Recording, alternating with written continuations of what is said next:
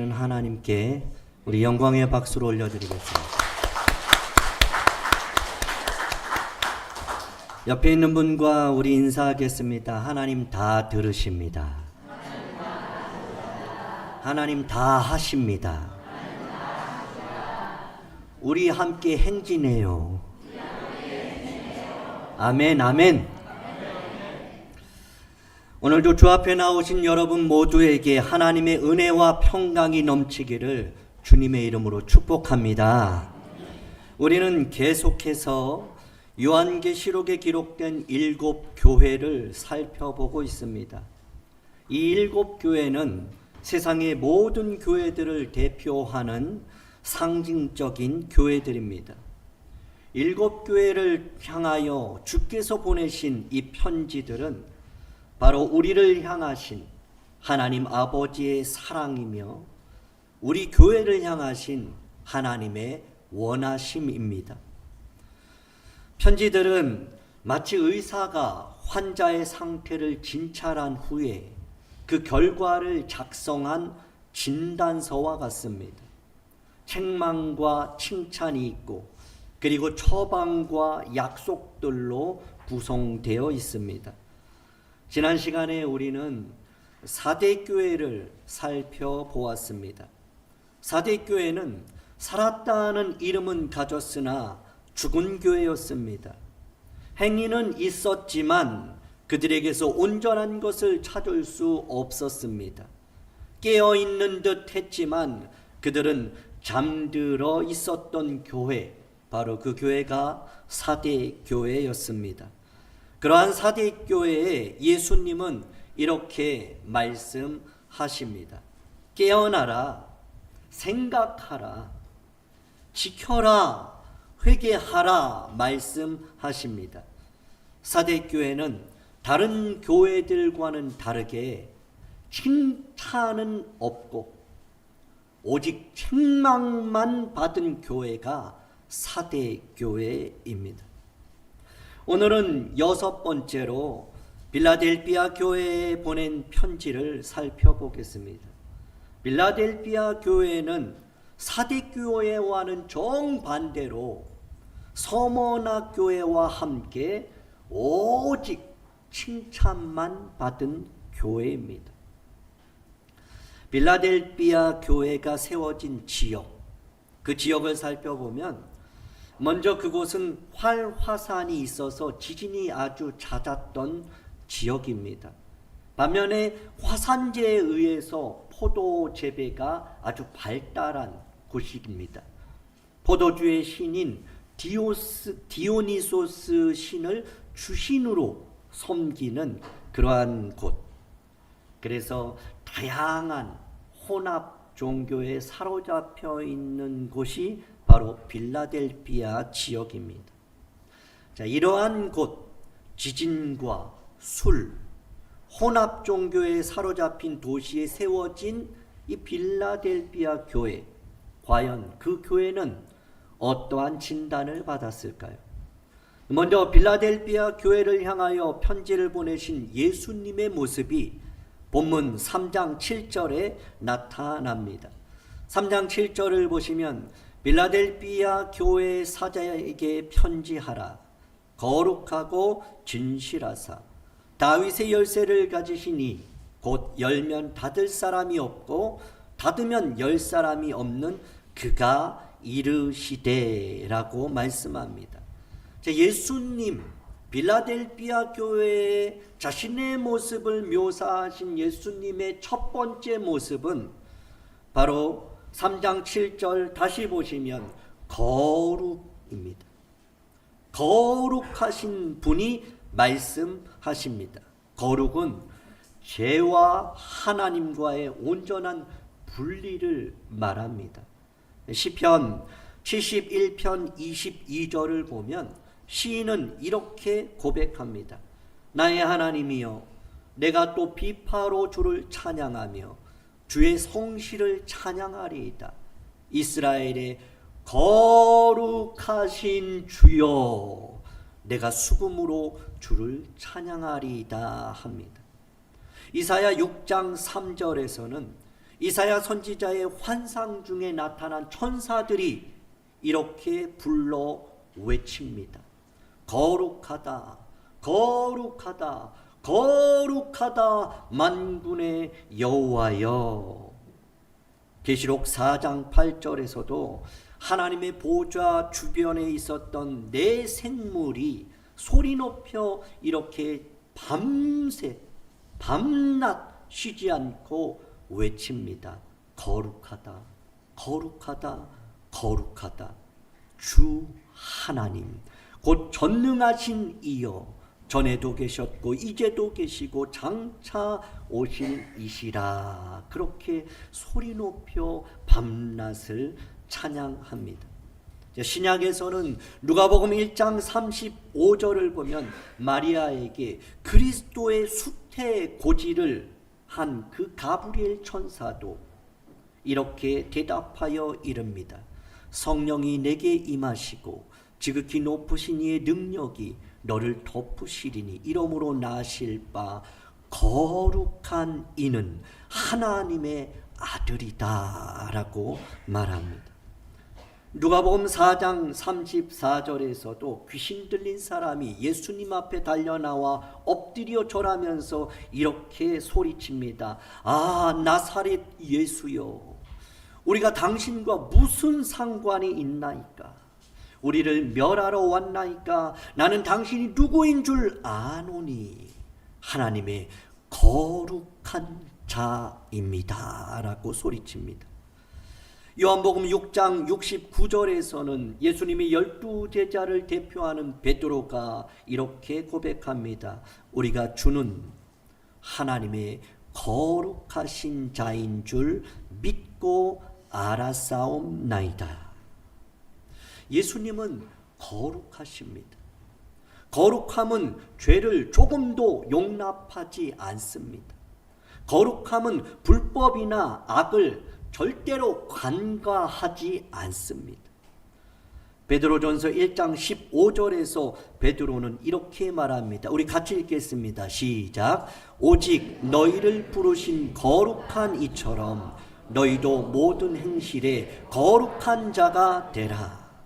레위기에서도 하나님은 내가 거룩하니 너희도 거룩하라. 베드로도 오직 너희를 부르신 그 거룩한 이처럼 예수 그리스도를 바라보고 예수 그리스도를 닮아 그분을 쫓아가면서 하나님의 자녀로 거룩한 자가 되어라고 명령합니다. 예수님께서 이러한 거룩한 모습으로 나타나신 이유, 빌라델비아 교회의 모든 행실에 거룩함이 있는가를 진단하기 위함입니다. 자, 두 번째 예수님이 나타나신 모습은 다시 3장 7절을 보시면 진실하사입니다. 거룩하신 하나님, 진실하신 그 예수님으로 묘사를 하고 있습니다. 그리고 마지막 세 번째는 다윗의 열쇠를 가지셨다라고 말씀을 합니다. 다윗의 열쇠, 이것과 관련해서 이사야 22장 15절에 보면 주 만군의 여호와께서 이르시되 너는 가서 그 국고를 맡고 왕궁을 맡은 자 셈나를 보고 가서 이렇게 말하라는 그러한 이야기가 시작이 됩니다. 히스기야 왕 당시에 국고를 맡고 왕궁 맡은 자, 그러니까 그 열쇠를 가진 자가 바로 셈나였습니다. 그런데 셈나가 아수르의 침공으로 인해서 나라의 위기가 왔는데 이 사람은 나라의 위기에 그렇게 대처하는 것이 아니라 자기 묘실을 깎았습니다. 높은 곳에다가 자기 무덤을 준비하는 이런 어처구니 없는 자기를 위한 자기밖에 모르는 이러한 하나님이 주신 그 열쇠, 그 맡은 직분을 가지고 자기만을 위해서 무덤 파고 묘실을 만든 것입니다. 그래서 하나님은 그를 돌공처럼 말아가지고 먼 곳으로 던져버리겠다 이렇게 심판을 명하시면서 셈나 대신 내 종 엘리야김을 그 자리에 세우겠다라고 말씀하십니다. 그리고 22장 22절에 보면 이렇게 말씀하시죠. 내가 또 다윗의 집의 열쇠. 이 다윗의 집의 열쇠가 성경에 처음으로 등장하는 본문이 바로 이 이사야서입니다. 다윗의 집의 열쇠를 그 엘리야김 셈나에게서 뺏어서 그 열쇠를 이 엘리야김의 어깨에 두겠다라고 말씀하십니다. 그 엘리야김이 이제 열면 닫을 자가 없고 닫으면 열 자가 없다라고 말씀을 하십니다. 열면 닫을 자가 없고 닫으면 열 자가 없다는 말이 무엇입니까? 열쇠 있는 자에게만 가진 특권입니다. 그 사람만이 열 수 있고 닫을 수 있는 것입니다. 다시 말하면 열쇠를 가졌다라는 것은 절대적인 권위를 말합니다. 청지기로서 맡은 자로서 열쇠를 받았다는 것은 권한과 권세와 능력 또한 함께 주어졌다는 의미입니다. 예수님은 모든 권세와 모든 능력을 가지신 줄 믿으시기 바랍니다. 그분께서 맡은 자들에게, 선한 청지기자들에게 그분의 권세와 그분의 능력, 바로 천국 열쇠, 다윗의 집의 열쇠를 주신다, 이렇게 말씀하시는 거죠. 자, 거룩하시고 진실하시고 다윗의 열쇠를 가진 이 예수님께서 필라델피아 교회를 향하여 가장 먼저 하신 말씀이 3장 8절에 나옵니다. 우리 같이 읽겠습니다. 시작. 볼지어다 내가 내 앞에 열린 문을 두었으되, 열린 문을 두었다라고 합니다. 필라델피아 교회에 그 편지를 쓰신 예수님께서 오셔서 말씀하시는 그 내용의 첫 부분이 문이 있는 거예요.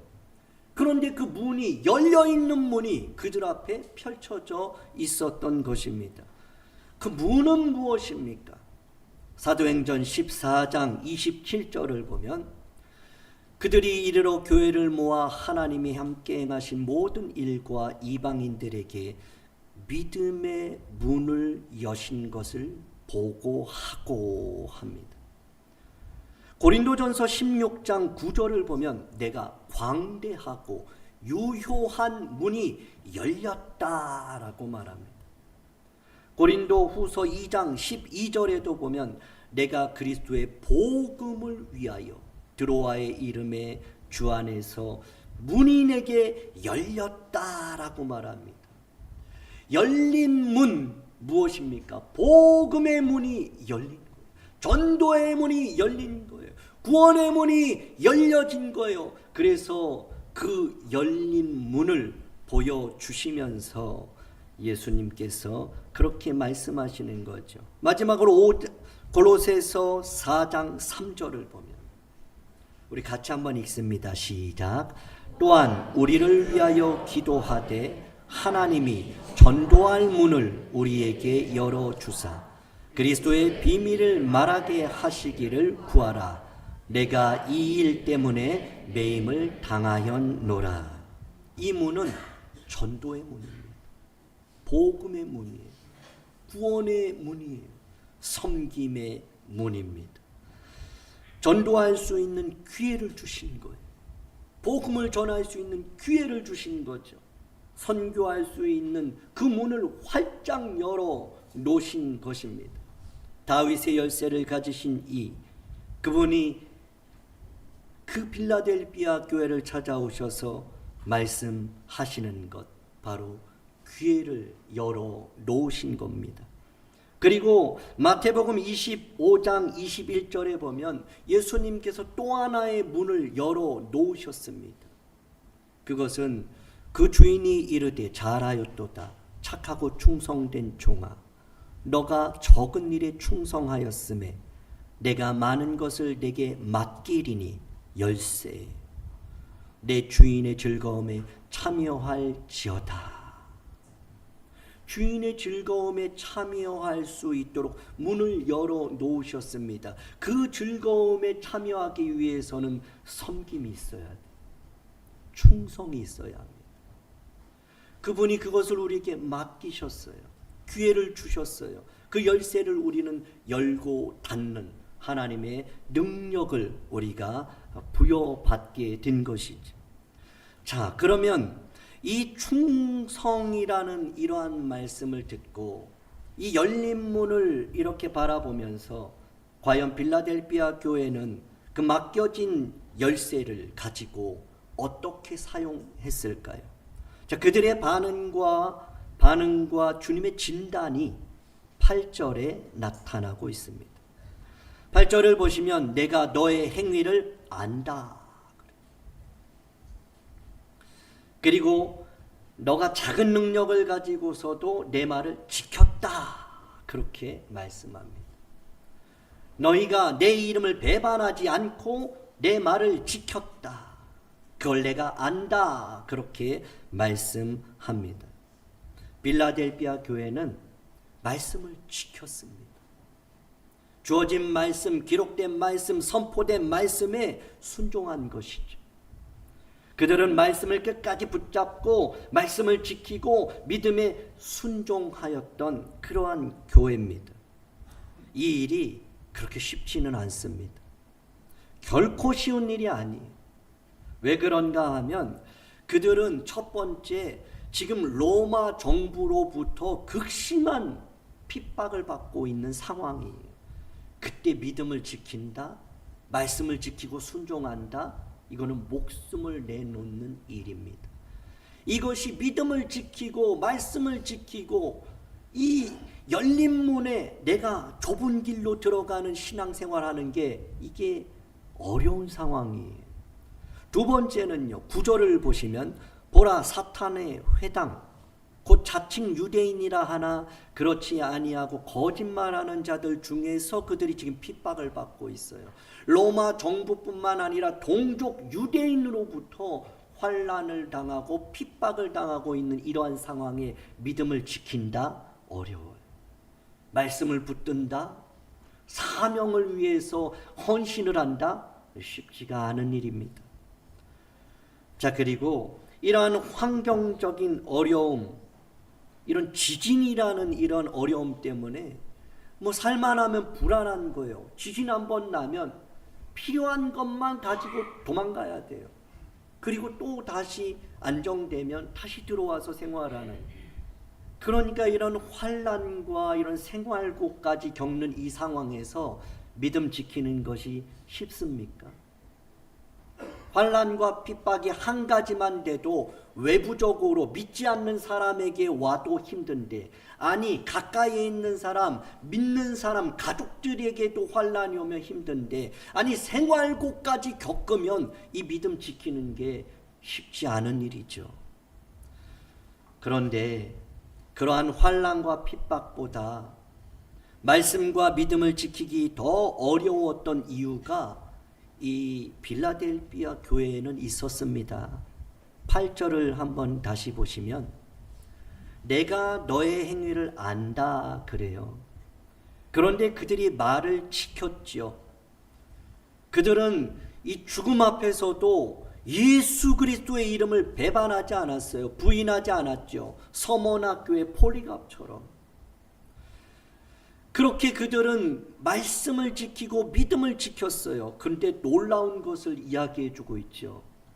너가 작은 능력을 가졌는데도 그랬구나, 이렇게 칭찬하시는 거예요. 빌라델피아 교회는요, 경고도 없어요. 책망도 없고요. 심판도 없어요. 오직 칭찬만 있는데, 칭찬 한 가지가 뭐냐면 너가 작은 능력인데 믿음을 지켰구나, 그러한 칭찬이에요. 여러분, 여기서 작은 능력이라는 건요, 마이크로 디나미스예요. 이건 작은데 어마어마한 그런 다이너마이트 같은 능력. 근데 말이 좀 안 맞아요. 작은 능력. 이게 실제적으로는 정말 미약한 능력을 말하는 겁니다. 아니, 아예 없는 것 같은 그러한 이 능력을 말하고 있는 거예요. 그런데 그들이 이렇게 작은 능력을 가지고도 주님 말씀 지켰다는 거예요. 우리가 그런 생각할 수 있잖아요. 저 사람은 능력이 있어서 믿음을 지켜. 저 사람은 형편이 좋아서 믿음을 잘 지켜. 저 사람은 자리와 어떤 권위와 명예와 어떤 그러한 세상에서 형통함이 있기 때문에 저 사람 믿음을 지켜라고 말할 수 있지만, 이 빌라델비아 교회는 적은 능력, 아니 없는데도, 안 되는데도, 바닥인데도, 환난인데도, 핍박인데도, 사방이 우겨쌈을 당했는데도 그러한 가운데서 이들은 믿음을 지켰다는 거예요. 그것이 칭찬받는 일인 거죠. 하나님 일하는 데 있어서 능력이 있고 없는 것 중요하지 않아요. 어느 정도 능력이 있느냐 중요하지 않습니다. 믿음을 지키고 말씀을 지키고 하나님 일하는 데 있어서 건물이 중요하지 않아요. 성도의 수가 중요하지 않죠. 재정의 잔고가 중요하지 않아요. 요한계시록에 나오는 모든 교회들, 성경에 나오는 모든 교회 믿음의 공동체들은 건물 이야기한 적이 없어요. 숫자 이야기한 적 없습니다. 재정 이야기한 적이 없어요. 하나님께서 교회들에게 주시는 메시지 하나는 순종이에요. 능력이 하나님이라는 것 아니고, 물질 가지고 주의 일하는 것 아니고, 건물과 환경과 여러 시스템이 하나님 일하는 것이 아니라 말씀에 순종하는 것이 하나님의 일하심의 도구인 줄 믿으시기 바랍니다. 많은 사람들이 나는 이거 없어서 못해, 나는 지금 상황이 이래서 못해 라고 말합니다. 그러나 빌라델비아 교회도 아주 적은, 아주 작은, 아니 없는 듯한 그러한 능력을 가졌음에도 불구하고 그들은 믿음을 지켰습니다. 말씀을 지켰고 그 상황 속에서도 결코 예수 그리스도의 이름을 배반하지 않았어요. 주님의 이름을 끝까지 붙든 거죠. 그들은 이렇게 미약한 작은 능력을 가지고서도 어떻게 그 말씀을 지키고 믿음을 지킬 수 있었을까요? 정말 아무것도 없는 상황인데 믿음 지키는 게 어렵지 않습니까? 그런데 그들은 그랬다는 거예요. 비결이 있어요. 10절에 그 비결이 나타나죠. 적은 능력인데도 예수 그리스도를 배반하지 않고 믿음을 지키고 사명을 감당해낼 수 있었던 비결이 무엇이냐? 10절에 보시면 너가 나의 인내의 말씀, 인내가 있었어요. 그들에게 고난이 없었던 게 아니라 그들에게는 인내가 있었던 거예요. 주님은 우리에게 고난 없애주겠다 하지 않으세요. 인내의 소망을 부어주시는 줄 믿으시기 바랍니다. 무엇이 있어서 하는 것이 아니라 인내로 주의 일 감당하는 거예요. 그들이 말씀을 지키고 믿음을 지킬 수 있었던 것은 다른 게 아니에요. 인내예요. 저는 목회를 그렇게 오래 하지 않았습니다. 인생도 그렇게 많이 살지 않았어요. 그런데 저는 아주 짧은 경험이지만 목회는 딱 2단어로 정리돼요. 더 이상 더 이하도 없습니다.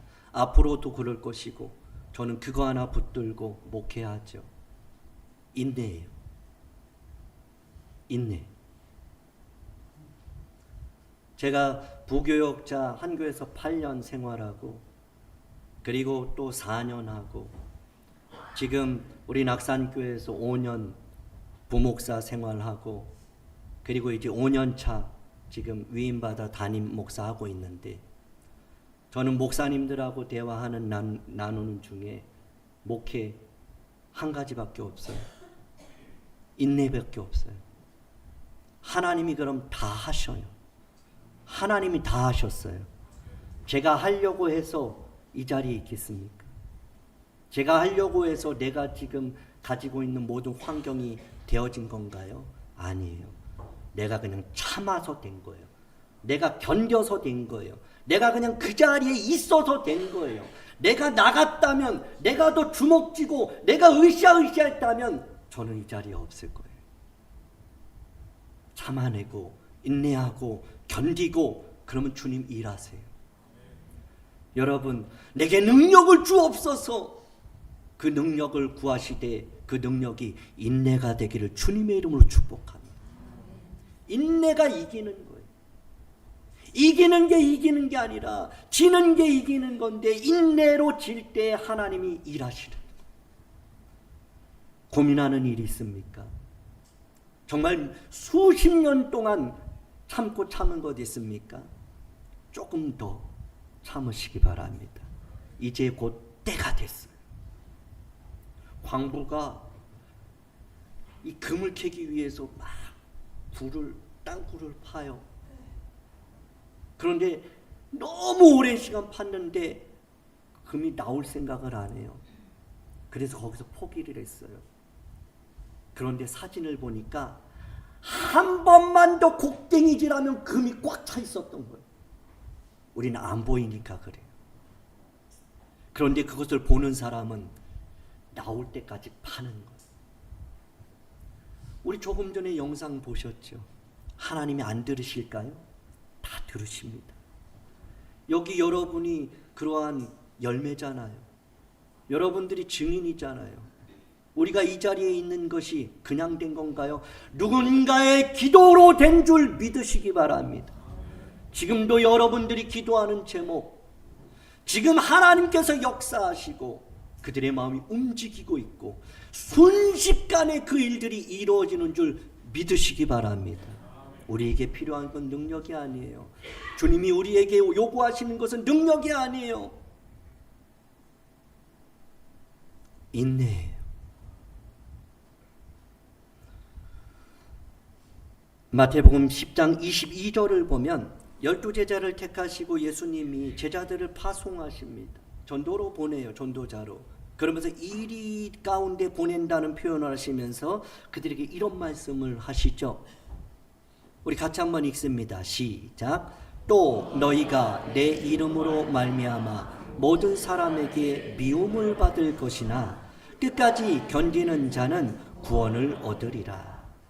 너희가 내 이름으로 말미암아 미움 받는다. 여러분, 우리가 믿음으로 사는데, 예수의 이름으로 사는데 세상 사람들에게 미움받지 않는다. 그게 오히려 이상한 거예요. 우리는 너무 세상 사람들에게 다 칭찬만 받고 인정만 받으려고 할 그러한 사람들이 아니에요. 사람을 기쁘게 하면 내가 그리스도의 종이 아니다. 우리는 하나님 앞에 부름받은 자로서 하나님의 기쁨을 위해 사는 존재인 줄 믿으시기 바랍니다. 그분으로 인하여 즐거워하며 그분을 영화롭게 하는 것이 우리의 삶의 목적인 줄 믿습니다. 그래서 세상 사람들에게 때로는 미움받을 수도 있어요. 미움받을 일을 해서가 아니라 주님의 일을 위해서 하는데 미움받으면 그때는 뭐 해야 돼요? 인내하고 기도하고 사랑하세요. 그래서 예수님은 제자들을 보내면서 딱 한 말씀 하시는 거죠. 끝까지 견뎌라. 구원이 그렇게 쉽게 이루어지지 않습니다. 주여 믿습니다. 십자가 내가 예수의 보혈의 피 믿습니다. 그런다고 구원이 이루어지는 게 아니에요. 구원받은 백성이 믿음으로 살아갈 때 끝까지 견디는 인내 없이는 천국문에서 다 되돌아갈 수 있어요. 그 즐거움 잔치에 참여할 수 없고 밖에서 슬피 울며 이를 가는 일들이 누구에게 일어나느냐? 인내하지 못하는 자에게. 여러분들이 가만히 한번 생각해 보세요. 누가 무엇을 이룰 때 그 사람에게는 반드시 인내가 있었다는 것. 데살로니가 후서 3장 5절에 바울은 이렇게 말합니다. 주께서 너희 마음을 인도하여 하나님의 사랑과 그리스도의 인내에 들어가게 하시기를 원하노라. 그리스도의 고난에 동참하고 그리스도의 인내에 우리의 마음이 들어가기를 사도 바울은 그렇게 원하고 있는 거죠. 빌라델피아 교회가 가진 작은 능력은 우리가 흔히 암송하는 빌립보서 4장 13절의 말씀은 아닙니다. 우리 한번 읽어볼까요? 시작. 내게 능력 주시는 자 안에서 내가 모든 것을 할 수 있다. 이런 것을 앞뒤 문맥을 보지 않고 이 구절만 갖고 좋아서 액자로 집에 걸어놓고 식당에 걸어놓고 이런 경우가 많죠. 그냥 하나님 능력 주시면 난 다 할 수 있다라는 이런 믿음이에요. 굉장히 위험한 믿음이에요. 하나님이 능력 주시면 난 다 할 수 있어. 그러니까 이런 불황의 시기에서도 다른 사람 다 망해도 난 안 망해. 하나님이 붙잡아 주시고 하나님이 은혜 주시고 하나님이 내게 능력 주시면 다른 사람 다 망해도 나는 이때에 그냥 더 잘 되는 일이 일어날 거야 라는 이러한 생각이 이 빌라델피아 교회의 작은 능력이 아니에요. 그 빌라델피아 교회의 작은 능력은 바로 이런 거죠. 빌립보서 4장 바로 윗절이에요. 11절 12절이거든요. 우리 같이 읽겠습니다. 시작. 내가 궁핍함으로 말하는 것이 아니니라. 어떠한 형편에든지 나는 자족하기를 배웠노니 나는 비천에 처할 줄도 알고 풍부에 처할 줄도 알아. 모든 일 곧 배부름과 배고픔과 풍부와 궁핍에도 처할 줄 아는 일체의 비결을 배웠노라 합니다. 빌라델피아 교회가 가진 이 작은 능력, 그 능력은 자족하는 비결이에요. 다시 말하면 이 사도 바울은 범사에 감사하라, 이 비결이 이게 능력인 줄 믿으시기 바랍니다. 어떠한 상황 속에서도 자족할 줄 아는 일체 비결을 아는 자가 능력이 주어지는 것. 범사에 감사하는 자에게 하나님께서는 일할 수 있는 그러한 열쇠를 주시는 거죠. 빌라델피아 교회가 이렇게 작은 능력, 정말 아무것도 없었어요. 세상 사람들이 말하는 것 없었습니다. 그럼에도 불구하고 그들이 인내할 수 있었던 것은 자족하는 비결을 알았기 때문. 그들은 그리스도 예수 안에서 자신들을 향하신 아버지의 뜻이 항상 기뻐하고 쉬지 말고 기도하고 범사에 감사하는 것이 그리스도 예수 안에서 너희를 향하신 아버지의 뜻이다라는 것을 마음판에 새기고 그것을 암송하는 것뿐만 아니라 삶 속에서 모든 상황에 처할 때에 자족하는 일체 비결로 감사하고 찬송하고 기도하고 항상 기도하고 항상 감사하고 항상 뭐죠? 옆에 있는 분에게 기도, 기쁨, 감사, 기도 항상 하는 겁니다. 인사하겠습니다. 감사, 기도 항상 하는 것. 한 번 더 말씀하세요. 그것이 하나님 뜻입니다. 여러분, 어떠한 상황 속에서도 감사할 수 있기 바랍니다. 어떠한 상황 속에서 기뻐할 수 있기 바랍니다. 어떠한 상황 속에서도 기도할 수 있길 원합니다. 그러면 그때 주께서 일하십니다. 슬퍼한다고 일 안 됩니다. 불평한다고 일 안 돼요. 기도를 중단하면 일은 중단되는 거예요. 그럼에도 불구하고 아버지 뜻대로 감사하고 기뻐하고 기도할 때 하나님이 일하시는 줄 믿으시기 바랍니다. 모든 것을 아시는 예수님께서 필라델피아 교회의 행위, 특별히 환난 가운데서도 작은 능력을 가지고 인내하면서 끝까지 믿음을 지키는 그들을 향하여 세 가지 복을 말씀하십니다. 자, 첫 번째 10절입니다. 너가 나의 인내의 말씀을 지켰은즉 내가 또한 너를 지키겠다. 내가 나 못 지킵니다. 나는 말씀을 지키는 거예요. 내가 우리 자녀 못 지켜요. 나는 말씀을 지키는 거예요. 내가 교회 못 지킵니다. 나는 하나님 말씀에 순종하는 거예요. 그러면 하나님이 내가 그럼 그거 지켜주겠다. 여러분의 자녀들 하나님이 지키시는 거예요. 근데 조건이 있어요. 너가 내 말 지키면 내가 내 자녀 지켜주겠다. 요즘 신명기 매일 성경 보잖아요. 생사화 복을 내 앞에 두었다. 선택하라는 거예요. 너가 선택하는 대로 내가 주겠다는 거죠. 순종하는 자에게는 들어가도 나가도 복이다. 떡반죽 그릇에도 광주리에도 복이다. 모든 하는 일이 다 복이다. 자녀에게도 토지 소산에도 짐승들에게까지도 다 복이다. 그런데 반대로 불순종하면 들어가도 나가도 저주다. 떡반죽으로 광주리도 저주다. 자녀들도 토지 소산도 짐승도 모든 하는 일이 다 저주다. 저주라는 말이 3번, 4번 그렇게 4배로 나오는 이유가 뭐냐면 저주하시겠다는 그런 마음이 아니라 그렇게 너희가 복받았으면 좋겠다라는 주님의 마음이죠. 복받는 것은 아주 성경을 보면 단순해요. 순종하면 돼요. 우리 너무 복잡하면 너무 고민도 많고 근심이 많아요. 제가 이번 주에 어떤 베스트셀러 이제 책 하나를 보고 있는 중인데 절반만 봤는데 거기 이런 문구를 제가 캡처하는데 뭐냐면요. 생각을 중단하라. 그러면 걱정이 사라진다. 이런 말이. 생각을 너무 많이 해가지고 오히려 걱정이 더 많은 거예요. 생각을 하면 할수록 안 좋은 생각만 하니까. 그러니까 생각을 하지 말라는 거예요. 우리는 그냥 자연스럽게 사는 게 하나님 복이에요. 은혜고. 그냥 가만히 놔두면 다 잘해요.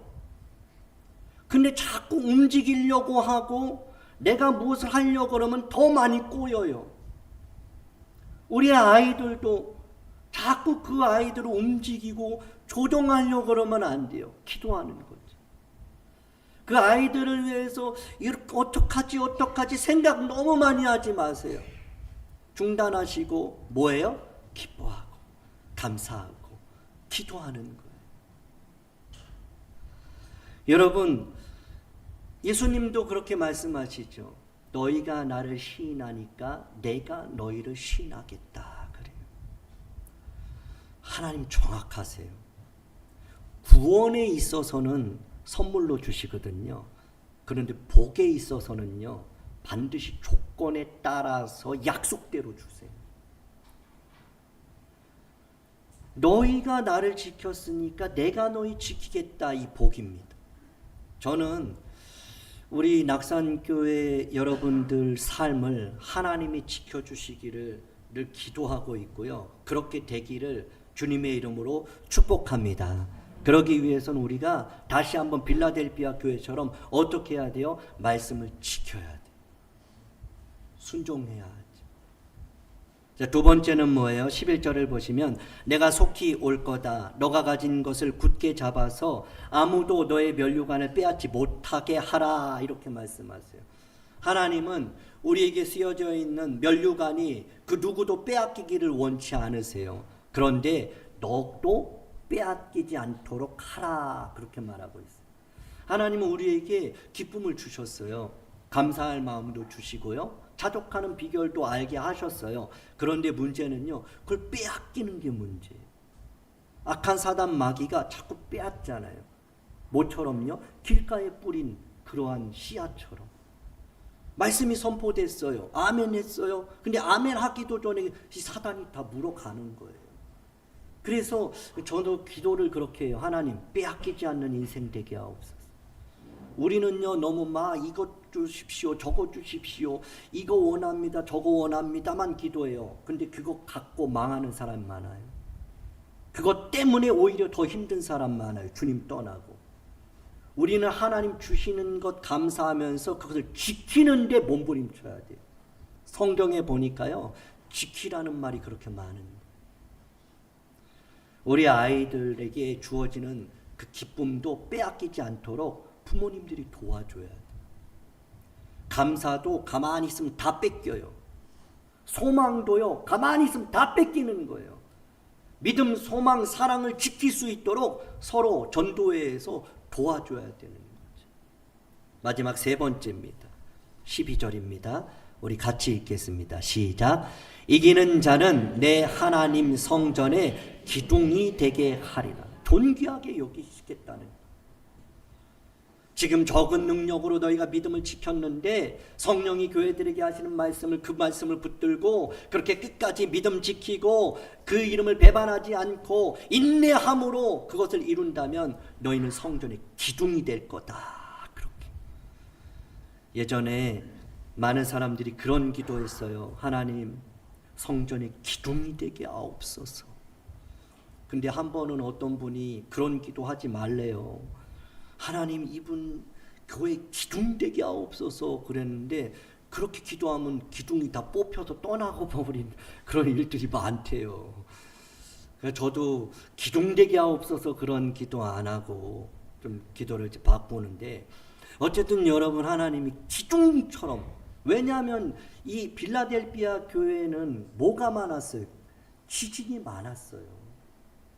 그래서 나가고 들어오고 지진만 나면 다 무너지는 거예요. 근데 딱 서 있는 거 하나 있잖아요. 기둥이에요. 기둥. 환난과 핍박과 풍파가 너무 많은 세상 살아요. 근데 인내하는 자가 뭐가 돼요? 기둥이 된다 그래요. 그런데 그 기둥도 내가 하는 게 아니라 주께서 하시는 줄 믿습니다. 우리 세상 흔들리고 사람 변하여도 나는 주를 섬기리 오직 믿음으로 살리라 찬양하겠습니다.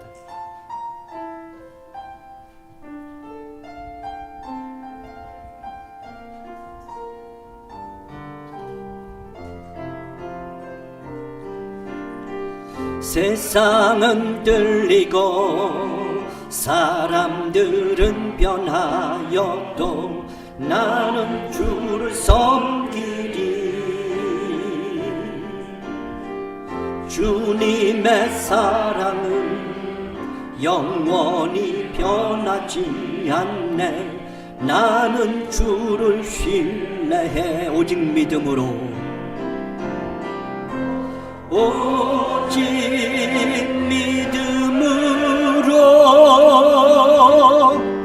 믿음으로 내가 살리라. 오직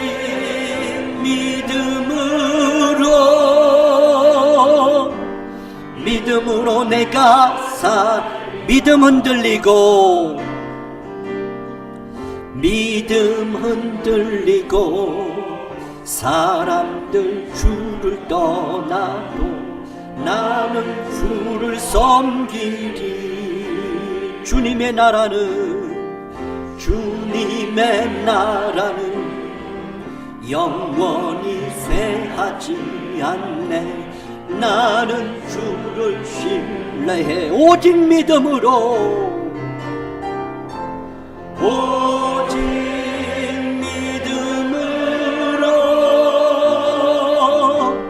믿음으로 내가 살리라. 오직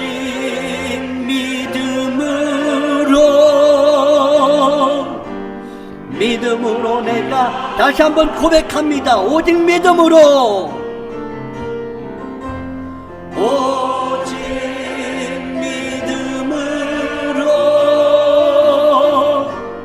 믿음으로 내가 내가 살리라. 오직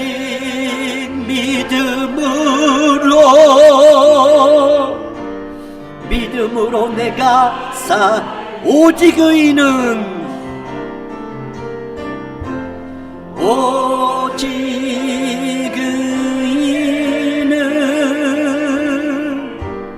믿음으로 말미암아 살리라. 오직 의인은 믿음으로 말미암아 살리라. 교회를 사랑하시며 눈동자처럼 돌보시는 하나님 아버지, 빌라델비아의 교회에 주신 말씀을 마음에 새깁니다. 끝까지 인내하며 믿음으로 살게 하여 주옵소서.